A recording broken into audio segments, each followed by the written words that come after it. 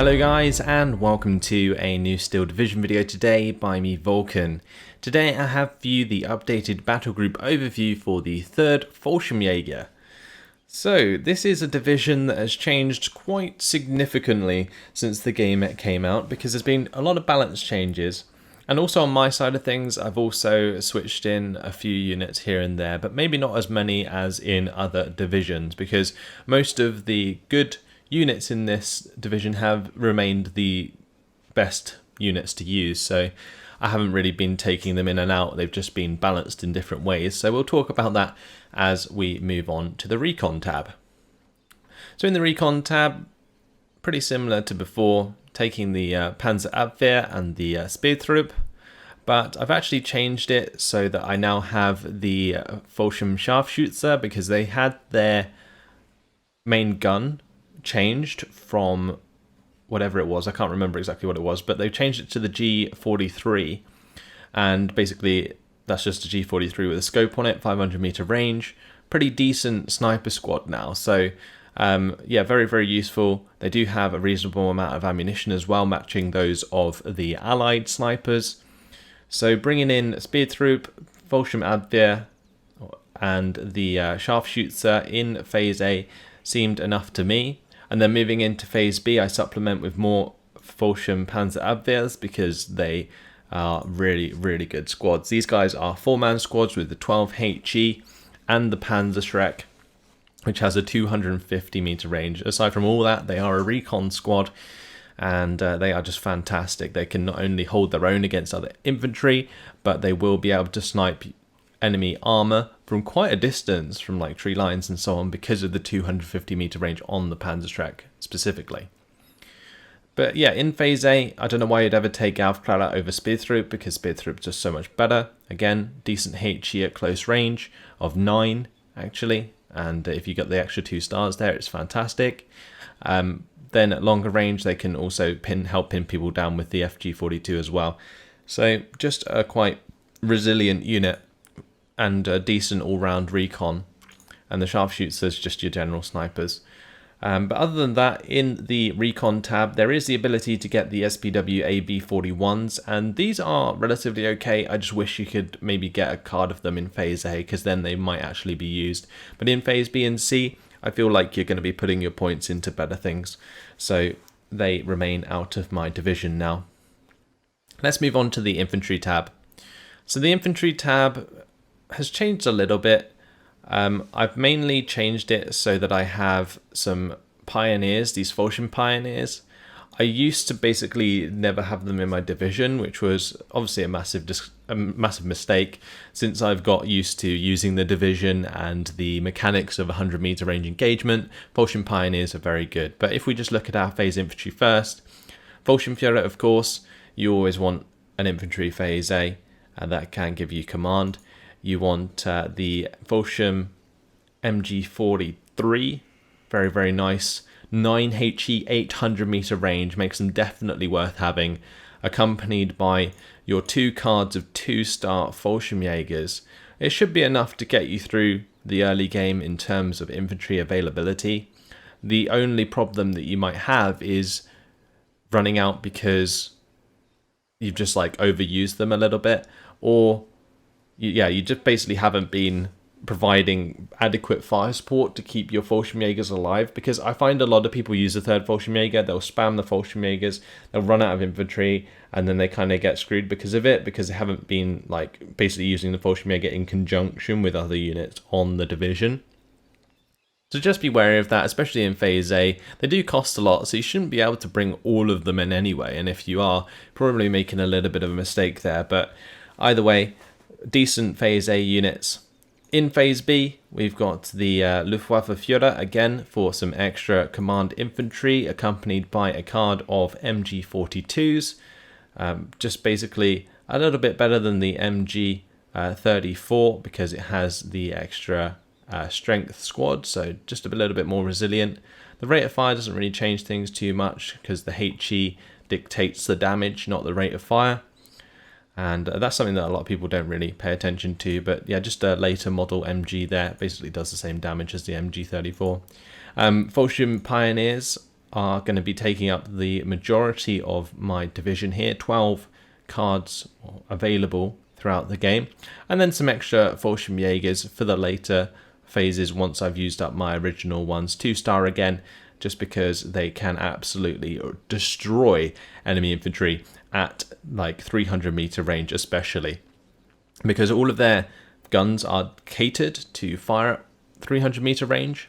And that 300-meter range, you're going to be hitting enemies in the face with 14 HE power, which is incredible for that range. Whereas most like rifle squads on like the enemy sides of like the allies, for example, will have a couple of submachine guns that they can't use at longer ranges, so they lack the HE at that range.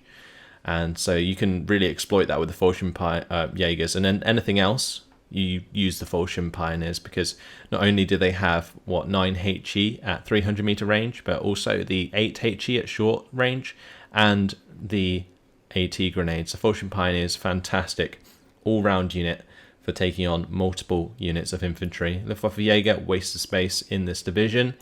Fallschirm Pioneers, definitely something that you might choose to bring instead of maybe one card of the Fallschirm Pioneers, or maybe even the Fallschirmjägers later on. But I don't find a place for them in my division just because of the way that I play it. So there we go. The only other things that I would maybe recommend mixing in and out is maybe dropping some more of these MGs for more Fallschirmjägers in the late game, and you will be having more than enough Fallschirmjägers and Fallschirm Pioneers for the entire game, for sure. Like, there's no way you're going to run out, and if you do, again, you're probably doing something wrong, not supporting your infantry correctly. Let's move on to the tank tab. So in the tank tab, this is probably one of the tabs that has stayed basically the same. The only difference now is I don't bring in the Stugs in Phase C, the Stug 3 Stugs. These guys are, I don't know, I just don't find that I ever brought them in that late into the game. So actually having some Stugs available in Phase B allowed me to solidify my position, and then accompanied by a command infantry or something like that, then these can actually get some serious kills, because they do have enough armor to like contest like Shermans more specifically than anything else. 1200 meter range vehicles like Wolverines will take these out pretty easily, so you have to be wary of that. But in the close quarters combat and stuff, you can really take advantage of the 14 AP power and 10 armor quite well. Just be careful of like Sherman turret aim times and being ambushed with this thing, because it doesn't have very good side armor to stop it from being killed. So yeah, just got to play around that a little bit and it should do you nicely. These Panzer L6s, these are pretty godlike in the early game. They have a 9 HE power 20 mil at the start, and also the 7 HE power machine gun. So you can see the amount of HE damage that they can put down if they get both the main gun and the machine gun on target to an infantry squad. They also have a decent AP, good enough to at least take out half tracks and light armored vehicles, so you can make use of that as well. They might get popped by AT guns and enemy tanks quite easily, so be wary of that. But in general, if you play around their armor, you should be able to get away with a lot of kills on these Panzer L6s. They can do a lot of damage. That's pretty much my tank tab. Not really too much to talk about in terms of tanks on the Fallschirmjäger division, which I guess kind of makes sense. Right, let's move on to the support tab. So, Cuban munitions in Phase A, I think it's the only phase that you can get supply in this division, so definitely need at least one card of the Cuban munitions for any artillery that you have. And then I've got a card of the LG40s, a card of the LG42s, and a Stür 42. So I originally had these two cards in my division, the LG40s and LG42s, because they do fire really damn fast. Especially like in Phase B, the LG42 here with the 1-star veterancy. This thing like fires very, very quickly, 10 rounds per minute. And if there's like a lot of, I guess, half tracks and stuff, you can start racking up quite a lot of kills, and it can help pin down tanks very fast because of the rate of fire. Now, rate of fire doesn't necessarily help you when there's multiple targets, because aim time is what matters then. But if you're like, say, hitting the same target like a Sherman or something, and it has 10 armor and you've got 10 AP, then this will just constantly fire and constantly pin it down, which is one thing that's really good about it. The other good thing about the LG42 is it's basically an IG on steroids in the fact that it has 9 HE, so it's going to be pounding infantry just as quickly as well and doing plenty of damage. Got 6 strength, really nice unit to accompany your infantry and just push through tree lines and stuff and help you out. It's really, really nice. LG40 is good for that in the earlier game, and fantastic for dealing with half-track spam because of their 6 AP. Now, other things that you can look at is maybe Fallschirmjäger if you want support for your Fallschirmjägers in the early game that aren't Sturm Pioneers in late game. So you could maybe fit one of these into your division, and the whole like Fallschirmjäger, Fallschirmflammenwerfer would work quite nicely. So I would definitely maybe recommend trying that out. But at the moment, I'm quite happy with my Phase A. And aside from that, in Phase B, the Stuff 42 definitely comes in handy. In Phase C, I don't know, I would like the extra availability, honestly, but I just couldn't find the activation slot to make it happen. Moving into the anti-tank tab. Now, I'm a bit short on the anti-tank in this division, and it's mainly because I'm playing around like my tanks and my infantry having basically Panzerschrecks and the Panzerfaust and stuff. So I've got a squad of the Panzerschrecks in Phase A. Then I've got a squad of the Pak 41 Gerlichs, and I don't take the 2-star ones just because I need the extra availability. Like, having only 3 AT guns in Phase A is just on the edge of being enough. So that's what I kind of work with throughout the game, and of course the Fallschirm Panzerschrecks help out a lot as well.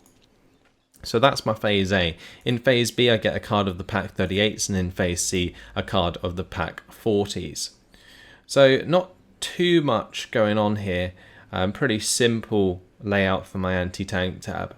I would say it's a little bit light on availability, but in general, I found that this was enough. Like, being able to bring in 4 Pak 38s on this one card is really useful for Phase B and helps you stabilize quite well if you're struggling in the early game.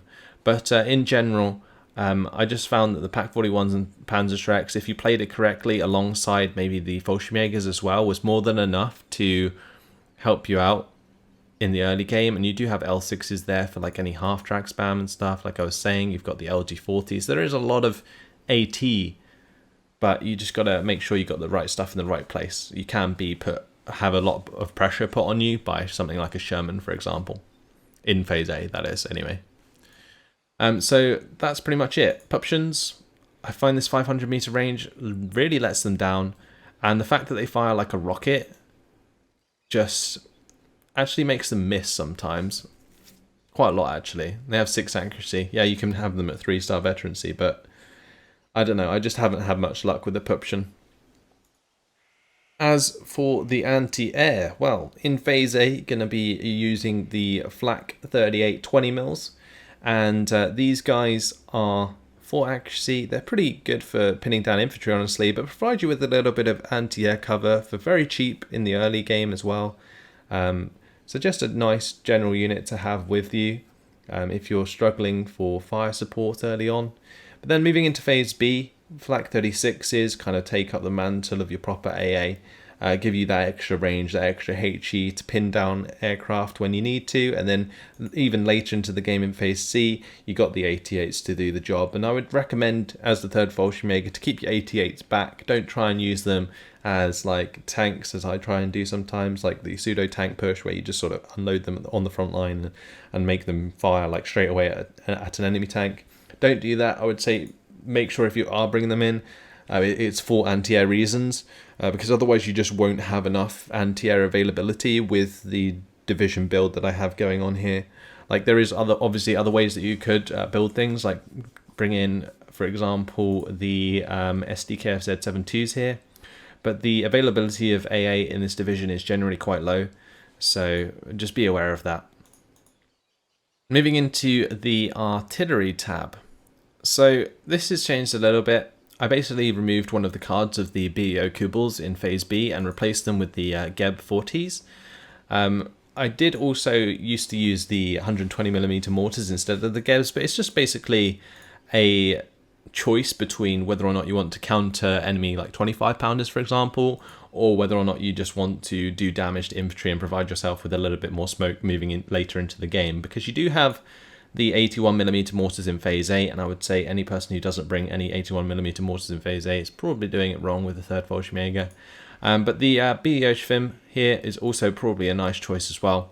I don't actually tend to end up bringing this in. It might be worth me like swapping this out for another Kubel in Phase B, because lately I haven't really been using the Schwimmwagen in Phase A, but I don't know, it's still useful to have for sure if you're struggling a little bit. Yeah, as for the Geb, well, like I said, it's a 25-pounder counter and decent rate of fire there as well. So it can definitely help you out. Got a lot of ammunition on it as well. And then the Kubel's just for the late punching power. As for the air tab, this has changed a little bit. I removed one of the veteran ME109s and just went with the card of the ME109 2 stars in Phase A and one of the cards of the 1-star ones in Phase B. So that gives me 3 ME109s to work with throughout the game.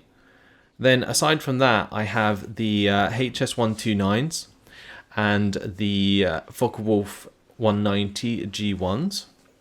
So HS129 in Phase B, just because if you are struggling with specific tanks, this will definitely help you out.